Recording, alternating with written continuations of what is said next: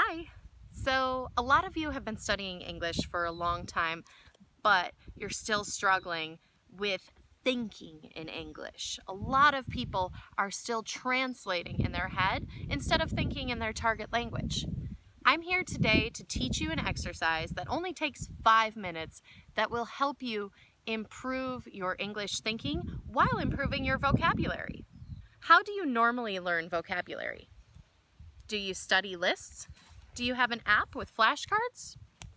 There are so many good ways to learn vocabulary, but what I want to talk about today is choosing the vocabulary to learn and using that process to help you start thinking in English. So I want you to continue with whatever method you're using to learn new words and add words to that using this method, because prepared lists, such as from textbooks, from the internet, from your teacher, those can be very, very, very useful, especially when preparing for exams. Like if you're going to take the TOEFL exam, you need to study those vocabulary words, and if you're taking the GRE, oh boy, you've got some vocabulary there.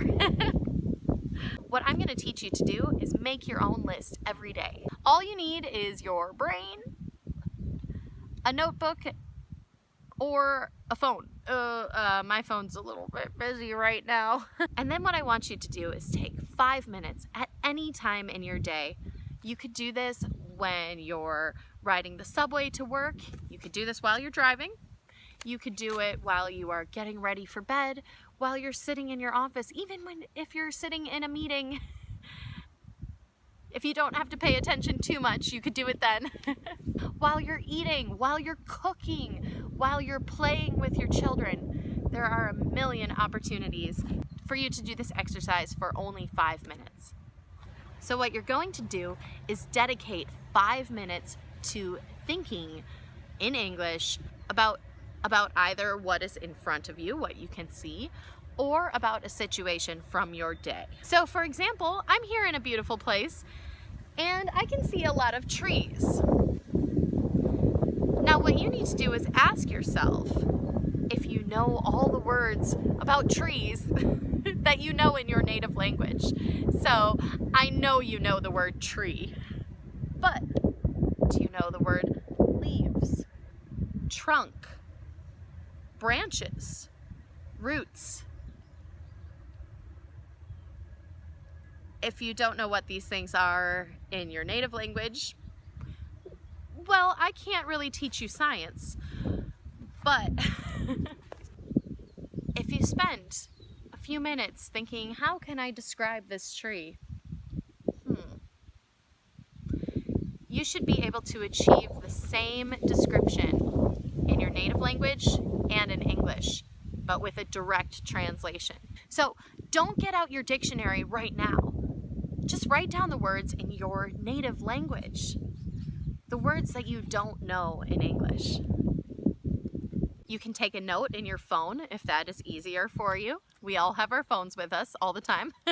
So while you're spending this 5 minutes thinking of what you know in English, you're going to encounter probably a lot of obstacles. Most of my students don't know what the trunk of a tree is called, and that's okay. If you're watching this video and you didn't know that, then write it down and add it to a vocabulary list to study. While you're thinking about these things, you can come up with some words. So at the end of 5 minutes, you should have a list of words written in your native language that you don't know how to say in English. Then, later, either right away or later on throughout your day, look those up and learn the English words for them. So this is an example of something that's right in front of me. We have so many things in our life that we can look at and try to describe. Maybe you have a cat or a dog. You probably know how to say that your dog is cute, but can you describe him a little bit more? Is he fluffy? Does he have spots? What color is he? If he's not black or white or brown, maybe you need to find a more specific color to describe your dog. So these are examples of things that we are looking at, that we can see and describe and learn what words we don't know from that. Now let's talk about a situation. Maybe you had a bad day at work. You could spend your 5 minutes thinking about that. I know that's a little negative, but it would be very useful for you to think, okay, do I know how to describe what happened today? If my English teacher asks me right now, what happened? Can I tell her? Can I explain it to her? So write down in your native language the words that you are lacking. Like, for example, if your boss was really mad at you today, you probably know how to say, my boss was mad, my boss was angry. But do you know how to say, my boss was disappointed, my boss was upset with me?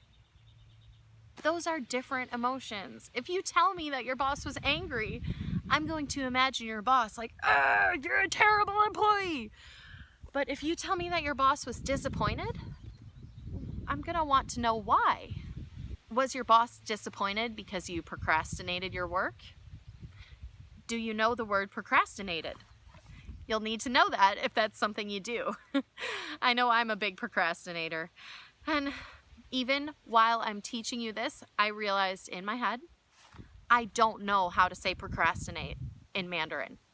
So I'm going to add that to my list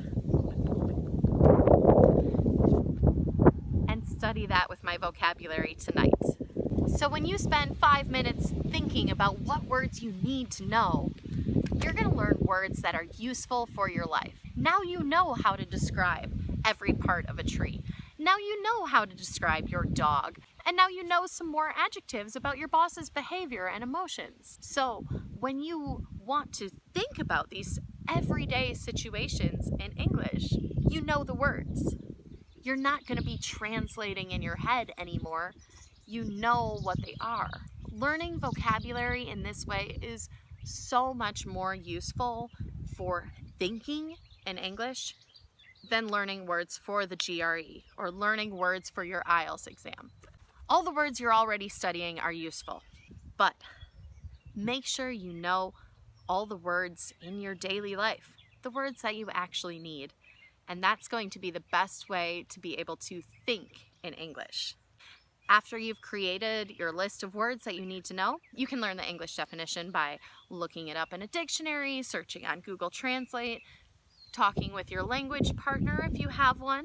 You should always be asking for feedback from a native speaker to make sure that you're learning the best word possible. And as always, I know I tell you this a lot, but the best way to learn a language is to practice one-on-one with a native speaker. A great place to do that is italki. So if you're interested in taking lessons with an English teacher, whether it's me or someone else on italki, you can sign up with the link below, and that will give you $10 after your first purchase. So you'll save a little bit of money. But really, I'm not here to sell you something. I'm here to teach you this exercise.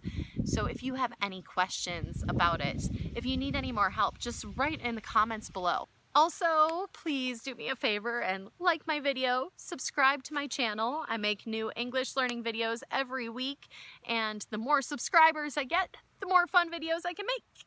Thank you so much for watching, and I look forward to teaching you again soon. Bye!